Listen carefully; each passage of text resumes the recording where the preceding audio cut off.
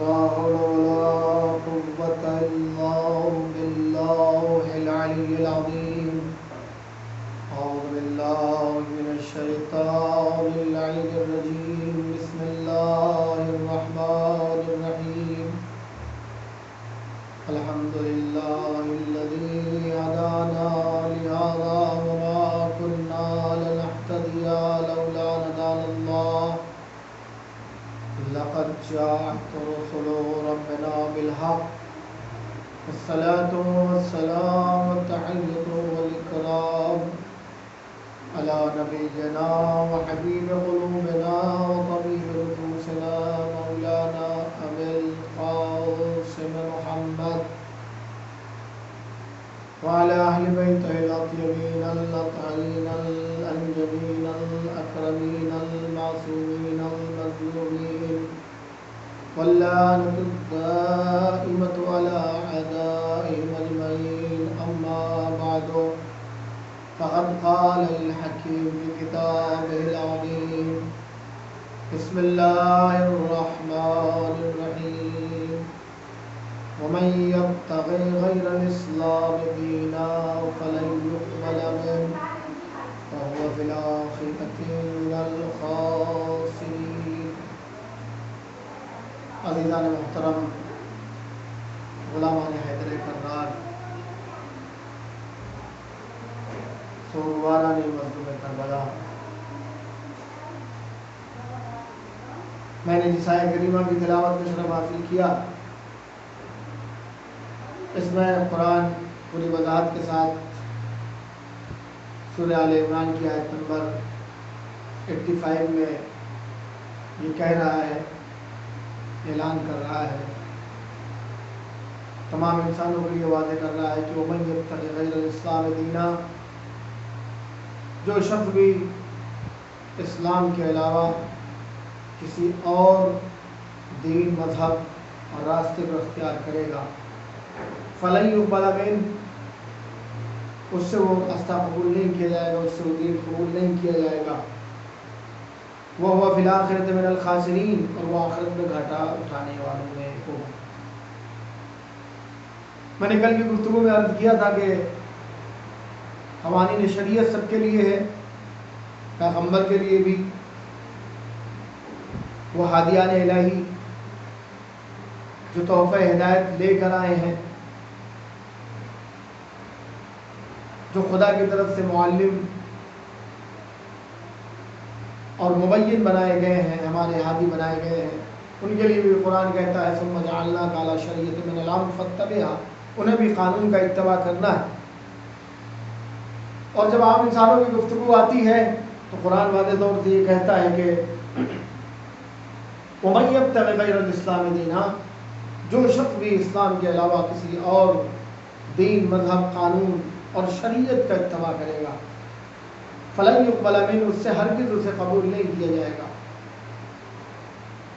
وَهُوَ فِي الْآخِرَةِ مِنَ الْخَاسِرِينَ، اور وہ آخرت میں گھاٹا اٹھانے والوں میں ہوگا. یہ اور بات ہے کہ بسا اوقات وہ لوگ جن کے ہاں آخرت کا تصور نہیں پایا جاتا، وہ شاید اس آیت کے مفہوم سے وہ بات، وہ پیغام، وہ میسج جو قرآن پہنچانا چاہتا ہے اس تک نہ پہنچ سکے، اس لیے کہ قرآن کہتا ہے کہ بعض لوگوں کا تو عالم یہ ہے کہ یعلمون ظاہرا من الحیات الدنیا، وہ صرف زندگانی اور دنیا کے بارے میں معلومات رکھتے ہیں، وہ عن الآخرۃ غافلون، وہ آخرت سے غافل. لیکن بات یہاں پر ان لوگوں کی ہو رہی ہے جو آخرت کو یہ سمجھتے ہیں کہ بہرحال اس دنیا کے بعد ایک زندگی ہے، چاہے وہ ان کا تعلق آسمانی ادیان سے کیوں نہ ہو. قرآن کہہ رہا ہے کہ اگر اسلام کے علاوہ تم نے اپنی زندگی کو کسی اور مذہب کے تحت گزارا، کسی اور مذہب کے تحت اپنی زندگی کے سفر کو آگے بڑھایا، کسی اور قانون حیات کی انگلیاں تھام کر تم نے اپنی زندگی کے قدم کو آگے بڑھایا تو تم سے قبول نہیں کیا جائے گا. فَلَن يُقْبَلَ اس سے قبول نہیں کیا جائے گا، فلن یقبل منہ، اس سے قبول نہیں کیا جائے گا، وہو فی الآخرۃ من الخاسرین، وہ آخرت میں گھاٹا اٹھانے والوں میں ہوگا۔ لہذا ضرورت ہے کہ اگر ہم اپنی زندگی کو اس دنیا میں گزار رہے ہیں تو دین اسلام، قوانین اسلام کے ماتحت گزاریں، وہ قوانین جو اسلام نے بیان کیے ہیں اس کے اعتبار سے گزاریں۔ لیکن یہاں پر ایک آیت جو قرآن نے دو جگہوں پر لفظوں کو بدل کے کہا ہے، سورہ بقرہ آیت نمبر 62 میں قرآن کہہ رہا ہے ان الذین آمنوا والذین ہادوا والنصارى والصابئین من آمن باللہ والیوم الآخر وعمل صالحا، یقیناً جو لوگ ایمان لے آئے، ان الذین آمنوا والذین ہادوا، جو یہودی ہیں، والنصارى کرسچن ہے، مسیح ہے، والصابئین اور ستارہ پرست ہے، ان میں سے جو بھی ایمان لے آئے اللہ پر اور آخرت پر اور نیک عمل انجام دے، اس کے لیے کوئی خوف اور حزن نہیں ہوگا۔ اب یہاں پر سوال یہ پیدا ہوتا ہے کہ جب قرآن سورہ آل عمران کی اس آیت میں یہ کہہ رہا ہے کہ اگر انسان زندگی گزارنا چاہتا ہے تو اسے قوانین اسلام کے تحت زندگی گزارنا ہے، اور یہاں یہ کہہ رہا ہے کہ یہودی ہو، مسیحی ہو، ستارہ پرست یا جو بھی مذاہب آپ اس کے ضمن میں بیان کرتے جائیں، قرآن کہتا ہے کہ وہ لوگ بھی نجات یافتہ ہے۔ تو سوال یہ ہے کہ قرآن ایک جگہ تو یہ کہہ رہا ہے وَمَن يَبْتَغِ غَيْرَ الْإِسْلَامِ دِينًا فَلَن يُقْبَلَ مِنْهُ، جو بھی اسلام کے علاوہ کسی اور قانون حیات کی پیروی کرے گا، کسی اور قانون کے تحت اپنی زندگی گزارے گا، اس سے وہ قبول نہیں کیا جائے گا۔ اور یہاں یہ کہہ رہا ہے ان الذین آمنوا والذین ہادوا والنصارى والصابئین، یہ لوگ جو بھی ہیں، یہودی، نصارہ، صابئین، ستارہ پرست یا جو بھی مذہب کے ماننے والے ہیں، اگر وہ زندگی گزارتے ہیں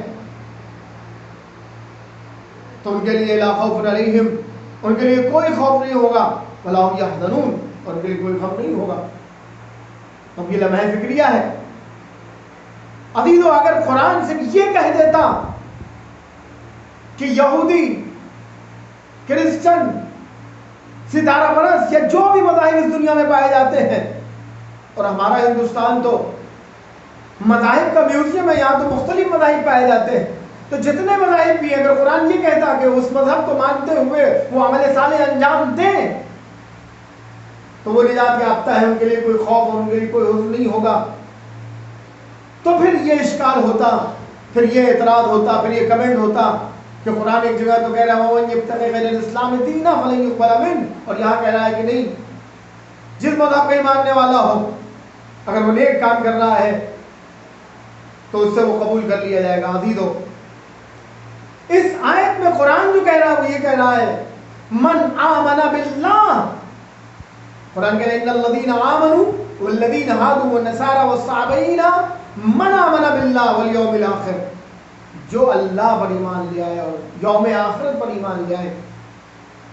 یہاں پر شرط لگا رہا ہے کہ وہ اللہ پر ایمان لے آئے اور آخرت پر ایمان لے آئے اور نیک کا کام انجام دے۔ عزیزو، اسلام نام ہی ہے مبدا اور معاد کا، ابتدا اور انجام کا، یعنی خدا پر ایمان لانا اور آخرت پر ایمان لانا، اسی کو اسلام کہتے ہیں۔ بقیہ چیزیں اس کے درمیان کی ہیں، جس طرح سے قرآن نے کہا مختلف جگہوں پر زمین و آسمان اور جو کچھ اس میں ہے، ظاہر بات جب زمین و آسمان کہا گیا تو جو کچھ اس میں ہے وہ سب کچھ آ جائے گا۔ ایسے ہی جب کہا جائے گا توحید اور قیامت تو پھر خود بخود رسالت و نبوت و امامت، تمام چیزیں اس کے درمیان میں آ جائیں گی۔ لہذا اسلام نام ہے خدا پر ایمان لانے کا، اسلام نام ہے آخرت پر ایمان لانے کا۔ اب ظاہر سی بات ہے آخرت پر ایمان لانے کا مطلب کیا ہے کہ انسان کو ایک دن اپنے تمام اعمال کا خدا کے سامنے جواب دینا ہے۔ جواب دینا ہے کس چیز کا؟ اپنے اعمال کا۔ اعمال کا مطلب کیا ہے؟ یعنی جو اس سے کہا گیا ہے۔ تو کس نے کہا ہے؟ کون پیغام لے کے آیا ہے؟ پیغام آئے گا تب وہ عمل کرے گا۔ उस पैगाम लाने वाले को नबी और इमाम कहा, नबी और रसूल कहा जाता है, और फिर उस पैगाम को पहुंचाने वाले को इमाम कहा जाता है। तो खुद बखुद तौहीद और माद में नबूवत और रिसालत और इमामत शामिल है। और जब ये कहा जाएगा कि आखिरत में हिसाब के लिए खड़ा होगा, तो अगर फैसला हो और उसमें जस्टिस ना हो तो उस फैसले को फैसला नहीं कहा जाएगा, लिहाजा खुद बखुद अदालत शामिल हो जाएगी। लिहाजा जहाँ कुरान ने ये कहा मन आमन बिल्लाह वल यौमिल आखिर, तो इसका मतलब ये हुआ कि उसूल दीन की गुफ्तगू की जा रही है, और उसूल दीन ही का नाम, उसूल दीन का नाम इस्लाम है। और किया आपने तो कुरान ये कह रहा है कि जो शख्स भी इस्लाम के अलावा किसी और दीन को तलाश करेगा, लिहाजा जरूरत है कि हम इस्लाम के तहत अपनी जिंदगी गुजारे, वरना वो काबिल कबूल नहीं होगा। वमन यब्तगि गैर इस्लाम दीना फलन युक़बल मिन, और इसमें बुनियादी चीज है तौहीद। जरूरत है कि मारिफत इलाही को अपने दिलों में पैदा करें। बगैर मारिफत इलाही के इंसान की जिंदगी गुजारी जाने वाली जिंदगी जानवरों की जिंदगी है, उसका कोई फायदा नहीं है। लिहाजा इस्लाम की सबसे बुनियादी चीज है खुदा की मारिफत। इसलिए मौलाए कायनात अमीरुल मुवहिदीन इमामुल मुवहिदीन फरमाते हैं अव्वलुद्दीन मारिफतहु, दीन के इब्तिदाई मारिफत परवरदिगार है, वो कमाल मारिफत तौहीदहु, और कमाल मारिफत परवरदिगार ये है उसे एक माना जाए। अजीज बहुत तवज्जो। लिहाजा बुनियादी चीज ये है कि तुम दायरे इस्लाम में, इस्लाम के सर्किल में उसी वक्त दाखिल हो सकते हो जब खुदा की मारिफत अपने दिलों में पैदा करें। जरूरत है कि हम अपने दिलो दिमाग में खुदा की मारिफत, खुदा की मोहब्बत को पैदा करें। अगर हम चाहते हैं कि दीन के सर्किल में, इस्लाम के सर्किल में, इस्लाम के दायरे में, इस्लाम के इहाते में दाखिल होना चाहते हैं, तो सबसे बुनियादी चीज है कि अपने मालिक को पहचाने, अपने खुदा को पहचाने, उसे पहचाने जिसने हमें पैदा किया है, उसे पहचाने जिसने हमें नेमतों से नवाजा है, उसे पहचाने जिसने हमें दौलत दी है, उसे पहचाने जिसने हमारी जिंदगी के तमाम सामान फराहम कर दिए हैं, जिसने हमारी हिदायत के लिए 1,24,000 नबियों का सिलसिला कायम किया है, उसे पहचाने जिसने हमारी हिदायत के लिए सिलसिला इमामत को कायम किया है। लिहाजा बुनियादी चीज ये है कि हम अपने मालिक को पहचानें। अगर हम अपने मालिक को नहीं पहचानेंगे तो कुरान कह रहा है इनहुम कलअनाम बल हुम अज़ल्लु सबीला, ये तो जानवर है बल्कि उससे भी कहीं गुजरे। लिहाजा बुनियादी चीज ये है कि अपने मालिक को पहचाने, अपने खुदा को पहचाने। बुनियादी मारिफत है, बुनियाद हमारी दीन की, हमारी जिंदगी की बुनियाद मारिफत परवरदिगार अल्लाहु अकबर। लिहाजा जरूरत है कि अपने मालिक को पहचाने, और हम जितना अपने मालिक को पहचानते जाएंगे उतनी ही ज्यादा उसकी मोहब्बत पैदा होती जाएगी। और जब मोहब्बत पैदा होगी तो हमारे अंदर जुस्तजू पैदा होगी, तलाश पैदा होगा, जज्बे तलाश पैदा होगा कि हमारा मालिक हमसे क्या चाहता है। जब हम ये जानने की कोशिश करेंगे तो हम नबी के दरवाजे पर जाएंगे, हम इमाम के दरवाजे पर जाएंगे और उनसे पूछेंगे कि हमसे हमारा मालिक क्या चाहता है, और फिर उसके मुताबिक जब जिंदगी गुजारेंगे तो फिर हम आखिरत में घाटा उठाने वालों में नहीं होंगे, बल्कि हम पूरी तरह से दुनिया में भी कामयाब होंगे और आखिरत में कामयाब होंगे। और इसी बात को इस्लाम कहा जाता है। इसलिए कुरान ने दूसरी जगह कहा इन्नद्दीन इंदल्लाहि इस्लाम। अगर कोई कानून है, कोई दीन है, कोई मजहब है जिसे खुदा ने पसंद किया है तो वो इस्लाम है। यहाँ जरूरत है कि हम इस्लामी तकाज़ों के बुनियाद पर अपनी जिंदगी गुजारें, और इस्लाम का पहला तकाज़ा ये है कि हम अपने मालिक को पहचानें। जब तक कि हम अपने मालिक को पहचान कर जिंदगी नहीं गुजारेंगे उस वक्त हम कामयाब जिंदगी नहीं गुजार सकते। मुमकिन है कि बज़ाहिर दुनिया वाले हमें कामयाब कहें, लेकिन हकीकत में वो कामयाब जिंदगी नहीं है। वो इंसान घाटे में है, उसके तमाम मामला घाटे में है, जिसके दिल में उसके मालिक की मोहब्बत नहीं पाई जाती, जिसके दिमाग में नूर मारिफत नहीं पाया जाता। ये मैं नहीं कह रहा हूं, बल्कि इमाम हुसैन मारिफत परवरदिगार के सिलसिले में आवाज देते हैं इलाही खसरत सफ़क़त अब्दिन लम तजाल लहू मिन हुब्बिका नसीबा। ए मेरे परवरदिगार, उस इंसान के मामलात कितने ज्यादा घाटे में है जिसके दिल में तेरी मोहब्बत नहीं पाई जाती, जिसका दिमाग तेरी मारिफत से खाली है। लम तजाल लहू मिन हुब्बिका नसीबा, जिसके लिए तूने अपनी मोहब्बत का कोई हिस्सा करार नहीं दिया है।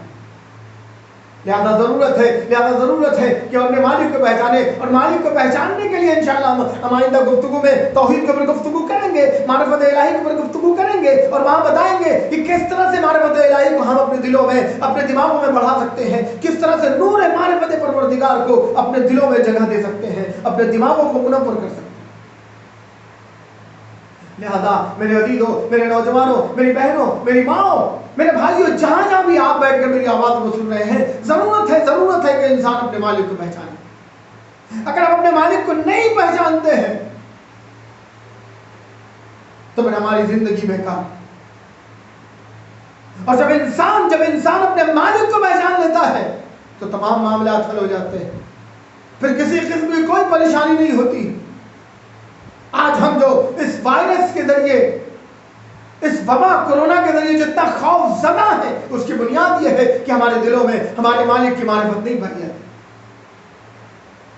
اگر معرفت پائی جائے تو مصیبتیں آئیں گی، مصیبتیں خود نے دیکھ دیں گی، اور کربلا والے یہ آواز دیں گے رضن بقضائک و تسلیما لامرک، پروردگار میں تیری رضا کی بنیاد پر راضی ہوں۔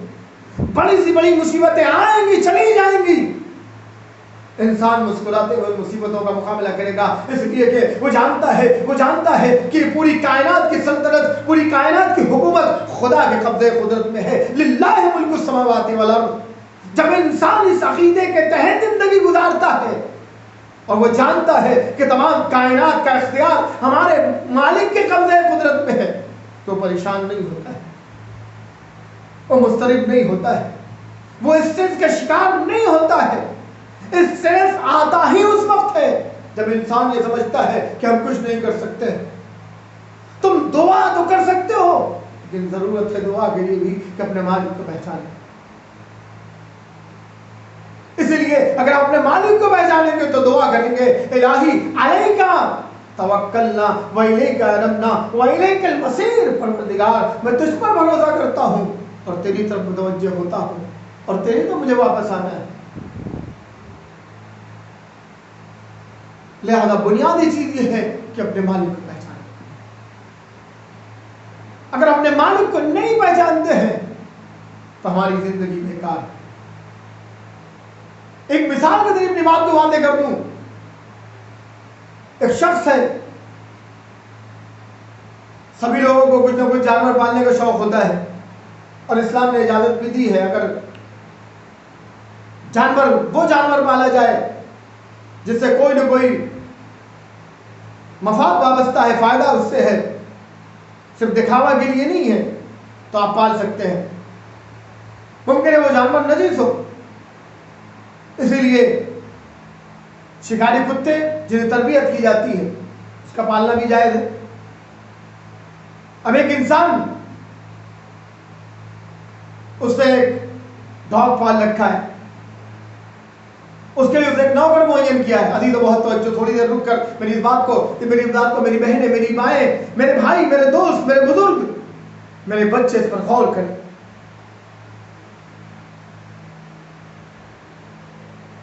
ایک انسان نے ڈاگ خریدا، اب اس کے بعد وقت نہیں ہے، اس نے اس کے لیے ایک نوکر رکھا ہے جو اس کی دیکھ بھال کرتا ہے، اس کی صفائی کا خیال رکھتا ہے، اسے کھانے پینے کا انتظام کرتا ہے، اس کے لیے تمام اسباب مہیا کرتا ہے، اس کے سامنے روٹیوں کے ٹکڑے ڈالتا ہے، میٹ کے ٹکڑے ڈالتا ہے۔ وہ کتا اس سے آشنا ہو گیا، وہ ڈاگ اس سے آشنا ہو گیا۔ جیسے ہی اس نوکر کو دیکھتا ہے، محبت میں وہ دم ہلانے لگتا ہے، اظہار محبت کرنے لگتا ہے، مختلف طریقوں سے۔ وہ کتا کیا سمجھتا ہے، وہ ڈاگ کیا سمجھتا ہے، وہ جانور کیا سمجھتا ہے، یہی تو سمجھتا ہے کہ نوکر جو آ رہا ہے یہ ہمیں روٹیاں دے رہا ہے، یہی میرا مالک ہے۔ عزیز بہت توجہ، وہ ڈاگ یہ سمجھتا ہے، وہ کتا یہ سمجھتا ہے، وہ جانور یہ سمجھتا ہے کہ یہ شخص جو آ رہا ہے ہمارے سامنے روٹیاں ڈال رہا ہے، ہمارے سامنے گوشت کے ٹکڑے ڈال رہا ہے، میرا خیال رکھ رہا ہے، میری صفائی کا خیال رکھ رہا ہے، یہی میرا مالک ہے۔ لیکن اسے کیا پتا کہ اس کا مالک کوئی اور ہے جس نے اس کے لیے نوکر رکھا ہے، اور یہ نوکر بھی جو اس کا خیال رکھ رہا ہے، اس کے سامنے روٹیوں کے ٹکڑے ڈال رہا ہے، یہ اس کے بدلے مہینے کے آخر میں ایک سیلری لیتا ہے جس کے ذریعے سے اپنے بچوں کو پیٹ پالتا ہے. لیکن وہ ڈاگ نہیں جانتا کہ اس کا مالک کون ہے. وہ مالک اسے سمجھتا ہے جو نوکر ہے. اس کے پاس خود کچھ نہیں ہے، بلکہ جو کچھ بھی لاتا ہے وہ مالک سے لے کے آتا ہے، اپنے مالک سے لے کے آتا ہے. اور جتنی محنت کرتا ہے اس کے بدلے میں ایک سیلری لیتا ہے، ایک تنخواہ لیتا ہے، اور اس تنخواہ کے تحت اپنے گھر کو آگے بڑھاتا ہے، اپنی معیشت زندگی کو آگے بڑھاتا ہے. اگر یہ کام وہ نہ کرے، اس ڈاگ کا خیال نہ رکھے، تو اسے تنخواہ نہیں ملے گی، اس کے بچے بھوکے مر جائیں گے. لیکن اس ڈاگ کو نہیں پتا ہے. ممکن ہے عزیز و بہت توجہ، ممکن ہے کہ بعض وقت جو اصل مالک آئے تو ممکن ہے یہ ڈاگ اس کے خلاف گھرانے لگے، کیونکہ اس نے کبھی نہیں دیکھا اسے. ممکن اس کے خلاف گھرانے لگے، اس کے اوپر حملہ کر بیٹھے، لیکن اسے نہیں پتا ہے کہ اس کا اصلی مالک یہی ہے. اللہ اکبر. یہی حال ہمارا بھی ہے کہ ہم اپنے آفس کے باس کو سمجھتے ہیں کہ یہی ہماری روزی کا مالک ہے. ہم کمپنی کے مالک کو سمجھتے ہیں کہ اگر اس نے کل کمپنی سے نکال دیا تو ہم کیا کریں گے. ہم اپنے بڑے کو سمجھتے ہیں کہ اس نے اگر اپنے گھر سے نکال دیا مالک ہے. ہم کمپنی کے مالک کو سمجھتے ہیں کہ اگر اس نے کل کمپنی سے نکال دیا تو ہم کیا کریں گے. ہم اپنے بڑے کو سمجھتے ہیں کہ اس نے اگر اپنے گھر سے نکال دیا تو ہم کہاں جائیں گے. ہمیں نہیں پتا کہ ہمیں روزی دینے والا کوئی اور ہے، ہمارا رازق کوئی اور ہے، ہمارا خالق کوئی اور ہے. عزیزو، اگر ہم نہیں جانتے تو ہم میں اس کتے میں کوئی فرق نہیں ہے. اسی بات کو قرآن نے جو کہا کہ انہم کالانعام بل ہم اضل سبیلا، یہ جانور ہمیں اس سے بھی کہے گزرے ہیں. لہذا ضرورت ہے کہ ہم اپنے مالک کو پہچانے، ورنہ اگر ہم اپنے مالک کو نہیں پہچانتے تو ہم میں اور جانوروں میں کوئی فرق نہیں. اور امام حسین نے جو قربانیاں پیش کی ہیں، جو اپنی قربانیاں پیش کی، اپنے خون کا نذرانہ پیش کیا ہے، وہ خدا کی معرفت کے لیے. اس لیے جب سن 61 ہجری میں لوگ خدا کی معرفت سے دور جا رہے تھے، امام حسین نے اپنی قربانیوں کے ذریعے معرفت الہی کے جذبے کو بیدار کیا. اور کس شان سے بیدار کیا ہے کہ آپ مکے آتے ہیں، خانے خدا میں عبادت کرتے ہیں، اور مسلسل خدا کی کبریائی کا اعلان کرتے ہیں. آواز دیتے ہیں کہ اگر باطل سے روکا نہیں جا رہا ہے، حق پہ عمل نہیں کیا جا رہا ہے، ان الحق لا یعمل به وان الباطل لا يتناهى عنه فللمؤمن يرغب الى لقاء الله. تو مومن کو خدا سے ملاقات کے لیے تیار ہونا چاہیے. امام حسین کا مقصد یہ تھا انا للہ و انا الیہ راجعون. ہماری کوئی حیثیت نہیں ہے، بلکہ ہماری ذمہ داری یہی ہے کہ ہم خدا کی طرف سے ہیں اور خدا کی طرف جانا ہے. ہم خدا کے لیے ہیں، اسی طرف جانا ہے. امام حسین نے اپنی پوری زندگی خدا کی معرفت میں گزاری. میں نے عرض کیا تھا کہ اگر کربلا والے اپنی قربانیاں پیش نہ کرتے تو آج نہ صداقتیں ہوتی، نہ انسانی محدود ہوتے، نہ انسانی افطار ہوتے، نہ درس توحید ہوتا، نہ قرآن کی حرمت ہوتی، نہ اخلاقیات ہوتے، نہ معاشیات کا کوئی صحیح نظام ہوتا. یہ کربلا والوں کا صدقہ ہے. لہذا ضرورت ہے کہ ہم کربلا والوں کا ذکر کریں، اور یہ محرم انہی کربلا والوں کا تذکرہ ہے. یہ محرم کے ایام ہیں جنہوں نے اسلام کو زندہ رکھا ہے. یہ محرم کی مجالس ہیں جنہوں نے قرآن کے پیغام کو نشر کیا ہے. اگر آج ہماری مجلسیں محدود ہو گئی ہیں، ہمارے مجمع محدود ہو گئے ہیں، تو کوئی بات نہیں، یہ حالات گزر جائیں گے. لہذا ضرورت ہے کہ ہم اپنی محدودیت کے باوجود جو کربلا والوں کا پیغام ہے اسے لوگوں تک پہنچائیں. بس میں نے آپ کی زحمت تمام کی. حسین کل بھی پیغام دے رہے تھے، آج ہماری ذمہ داری ہے کہ ہم عاشورہ کے پیغام کو لوگوں کے ذہنوں تک پہنچائیں. میں نے عرض کیا تھا مسلسل مجلسوں میں کہ امام حسین نے کبھی حر کو پیغام دیا، کبھی زہیر ابن قین کو پیغام دیا.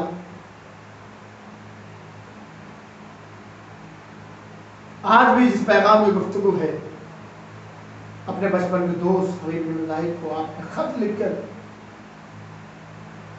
کربلا فرمایا. امام حسین مدینے سے لے کر مکے تک اور مکے سے لے کر کوفے تک مسلسل لوگوں کو دعوت دیتے رہے، اور جو لوگ خود سے آ گئے تھے، تاریخ بیان کرتی ہے کہ امام حسین جب مکے سے چلے ہیں تو کافی بڑا لشکر آپ کے ساتھ تیار ہو گیا تھا. جب وہ سوچ رہا تھا کہ شاید امام حسین یزید کے خلاف بغاوت کے لیے جا رہے ہیں، اور ایسے موقع پر ممکن ہے کہ ہم یزید پر غالب آ جائیں تو مال دنیا ہمیں مل جائے. لیکن جب حسین نے کہا نہیں، ہم شہادت کے لیے جا رہے ہیں، قربانیوں کے لیے جا رہے ہیں، تو جو واقعی خدا پرست نہیں تھے وہ پیچھے ہٹ گئے. خود مدینے میں 4000 قاری قرآن تھے، کئی سو رسول کے صحابی تھے، لیکن امام حسین کے ساتھ نہیں آئے.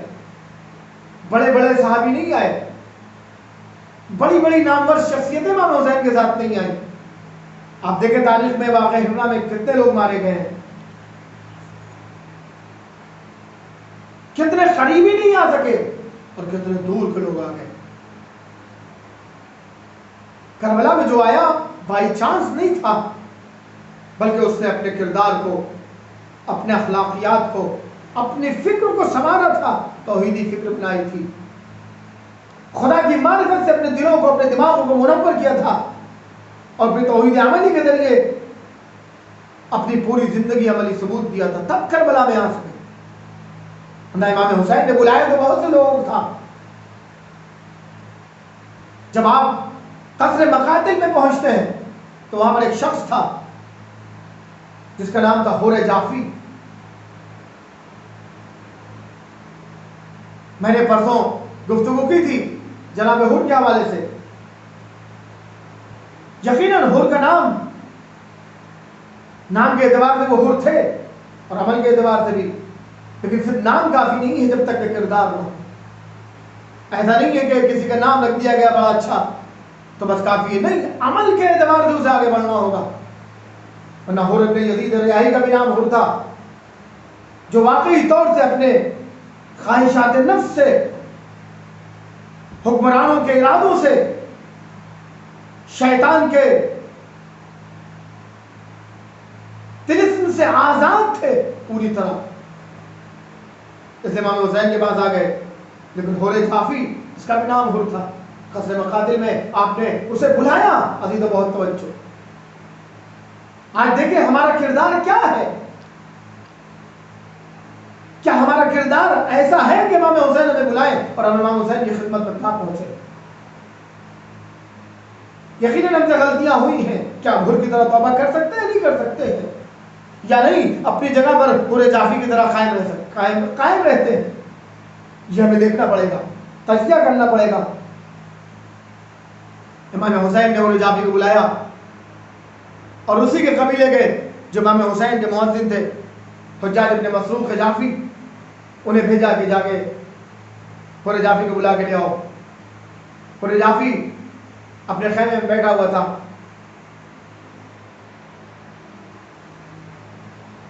امام نے اسے بلوایا، پھر خود امام بھی اس کی خدمت، اس کے پاس گئے، اس کے خیمے میں گئے اور اسے دعوت دی.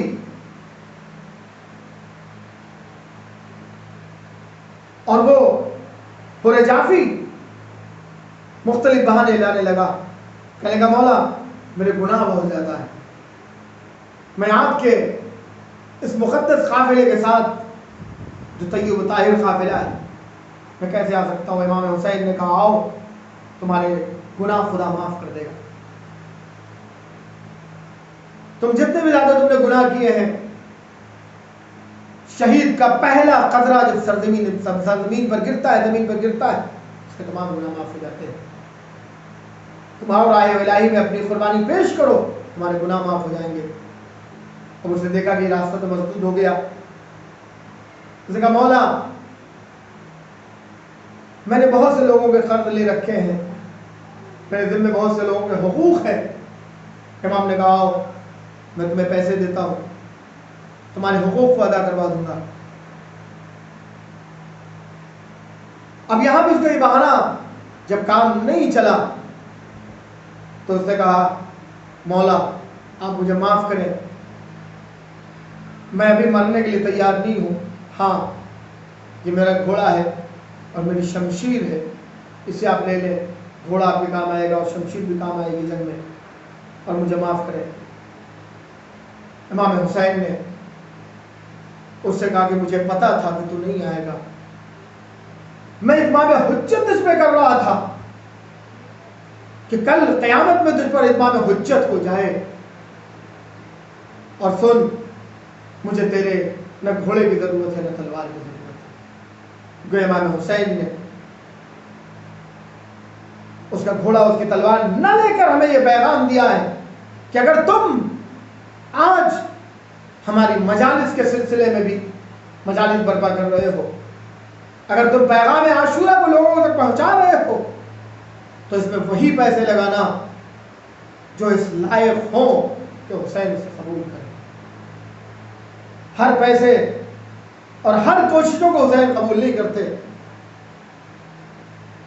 وہی کوششیں اور وہی پیسے اور وہی مال حسین قبول کرتے ہیں جو پاک و پاکیزہ طیب و طاہر ہو۔ اگر تم نے حقوق ادا نہیں کیے ہیں، خمس ادا نہیں کیا، زکوٰۃ ادا نہیں کیا، بھائیوں کے حقوق ادا نہیں کیے ہیں، بہنوں کے حقوق ادا نہیں کیے ہیں، بیٹیوں کے حقوق ادا نہیں کیے ہیں، پڑوسیوں کے حقوق ادا نہیں کیے ہیں، تو اس مال کو مجلس ادا کی برپا ہونے میں، سبیلیں لگانے میں، تبرکات کا انتظام کرنے میں ہرگز نہ لگانا تو قابل قبول نہیں۔ ایسے امام حسین مسلسل لوگوں کو دعوت دے رہے تھے۔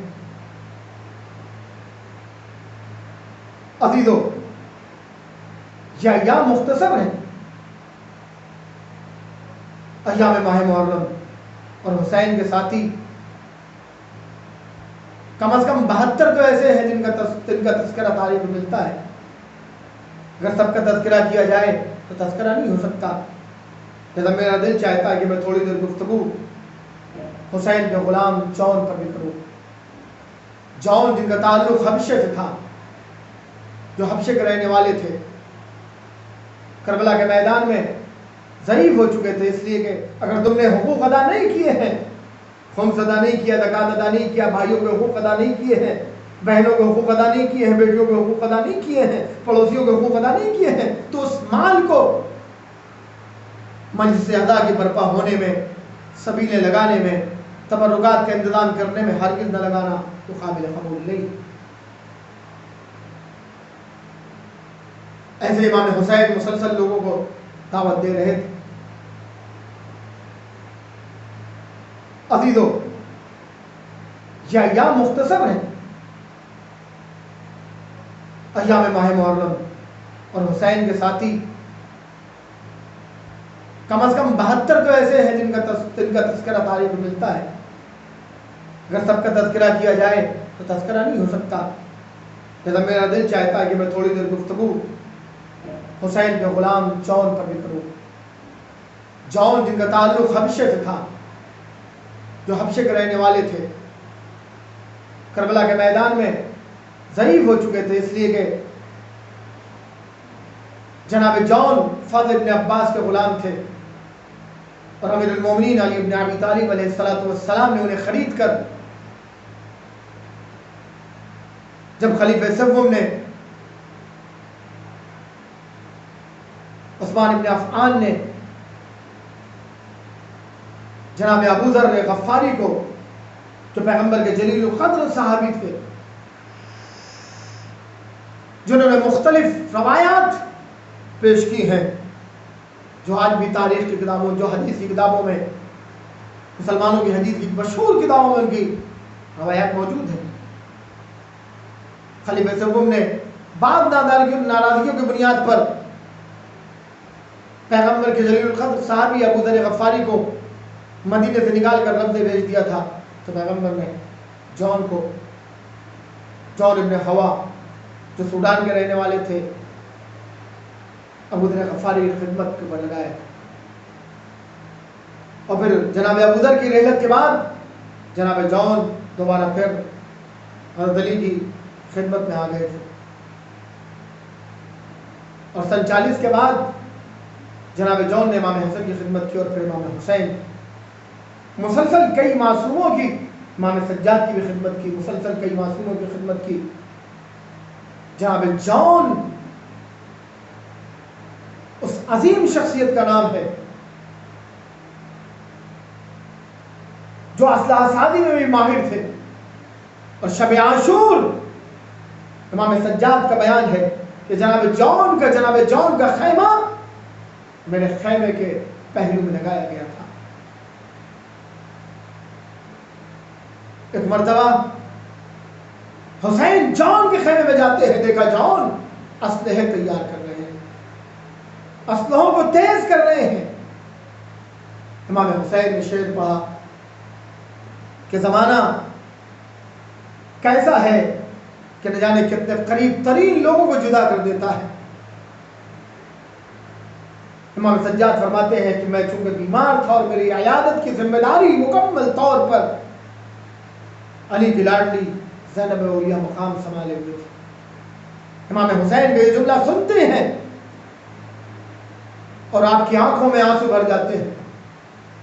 میری پھوپھی مجھے دیکھ رہی تھی، میں پھوپھی کو دیکھ رہا تھا، میں اپنے آنسوؤں کو اس لیے روک رہا تھا کہ کہیں میری پھوپھی گریہ نہ کرنے لگے۔ میری پھوپھی اس طرح اپنے آنسوؤں کو روک رہی تھی کہ میرا بھتیجا گرنا گریہ کرنے لگے۔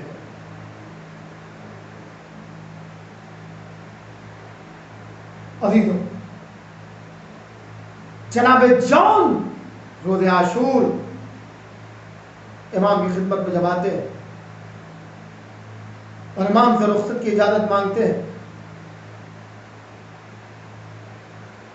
امام کہتے ہیں جون تم نے ہماری بہت خدمت کی، میرے بابا کی خدمت کی، میرے بھیا کی خدمت کی، اب بس اس سے زیادہ تمہاری خدمت میں نہیں لینا چاہتا، تم چلے جاؤ۔ جناب جون کہتے ہیں، جناب جون نے ایک نفسیاتی جملہ کہا کہ مولا کہیں ایسا تو نہیں ہے، کہیں ایسا تو نہیں ہے کہ آپ مجھے اس لیے مرنے کی اجازت نہیں دے رہے ہیں کہ آپ نہیں چاہتے کہ میرا خون آپ کے طیب و طاہر خون سے میں مل جائے؟ تو قسم ہے خدا کی میں اس وقت تک آپ سے جدا نہیں ہوں گا جب تک کہ اپنے خون کو آپ کے خون میں مخلوط نہ کر لوں۔ اور جناب جون نے جب اپنی قربانی پیش کی روز عاشورہ، وہ عظیم جنگ کی جس کی مثال نہیں، اور جب سرزمین کربلا پہ گرے ہیں اور امام حسین کو آواز دی، امام حسین آپ کے سرانے پہنچے ہیں، دنیا کو مساوات کا درس دینے والے آگے دیکھیں کربلا میں مساوات کیسی ہے۔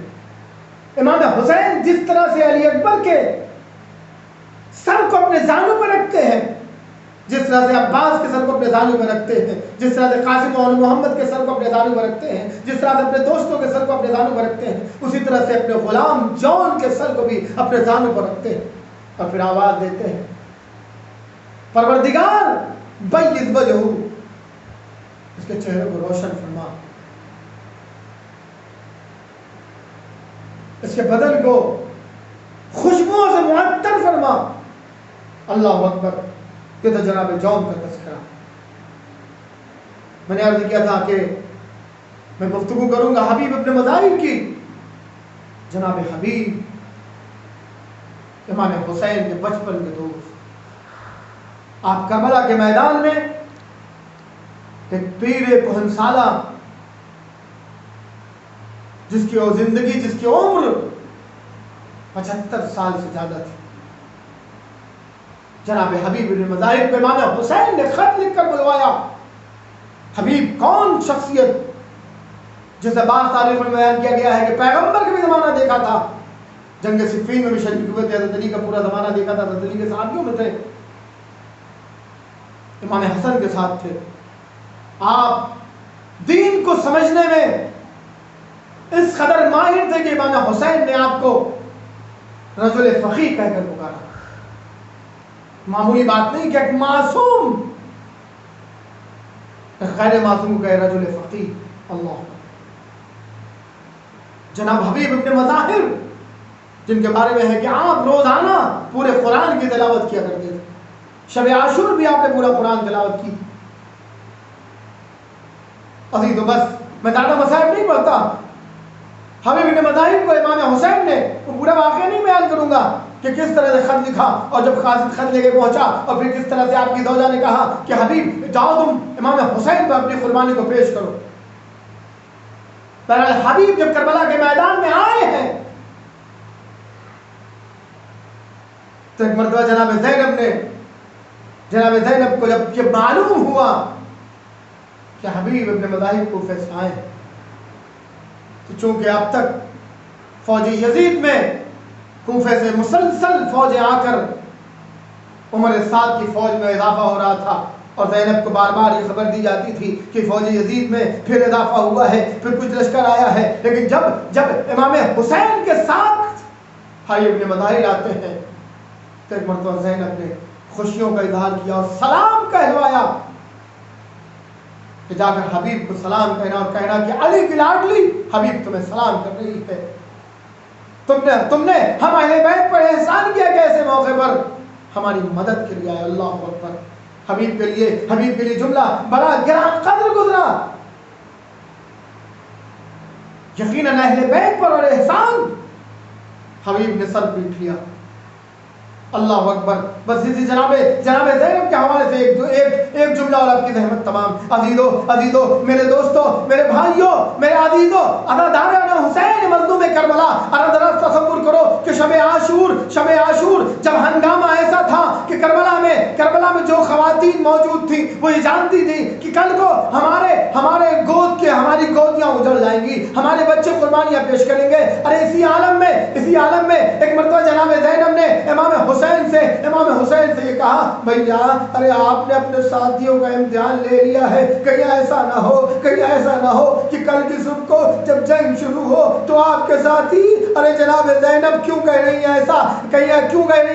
اس لیے کہ جناب زینب نے کوفے کا ماحول دیکھا تھا. جناب زینب نے مسلم ابن عقیل کے حالات کو جانتی تھی. جناب زینب جانتی تھی کس طرح سے کوفیوں نے بے وفائی کی ہے. اس لیے جناب زینب خوف زدہ تھی. آپ نے اپنے بھیا ماجائے حسین سے کہا بھیا آپ نے اپنے ساتھیوں کا امتحان لے لیا ہے, کہیں ایسا نہ ہو کہ کل روز عاشورہ جب جنگ شروع ہو تو آپ کے ساتھی ارے آپ کو چھوڑ کے چلے جائیں. ارے یہ خبر کسی طرح سے حبیب نے سن لی. ایک مرتبہ اپنے ساتھیوں کو اکٹھا کیا, اصحاب حسین کو اکٹھا کیا, مسلم نے اسوجا کو بلایا, مسلسل حسین کے صحابیوں کو بلایا, زہیر ابن قین کو بلایا, جون کو بلایا, سب کو لے کر آئے, خیمے پر آئے. آواز دے شہزادی اگر آپ ہماری وفا میں شک کرتی ہیں تو آپ ہمیں حکم دے, ہم اپنی تلواروں سے اپنے گلے کاٹ لیں. ارے ایک مرتبہ کی قربانی کیا, اگر ہمیں 1000 مرتبہ ہمیں قتل کیا جائے, ہماری لاشوں کو جلایا جائے, اسے ہوا میں بکھیر دیا جائے, تب بھی ہم حسین کی نصرت سے باز نہ آئیں گے. اللہ یہی وہ جذبہ تھا کہ یہ بوڑھا حبیب ابن مظاہر روز عاشور وہ جنگ کرتا ہے جس کی مثال نہیں, لیکن ایک بوڑھا پیاسا کب تک جنگ کرتا. ایک مرتبہ سرزمین کربلا پہ حبیب آئے, آواز دیا ابا عبداللہ ادرکنی, حسین مدد کو آئیے, حسین حبیب کے جنازے پہ پہنچے ہیں. آواز دے حبیب تم نے حق رفاقت ادا کر دیا.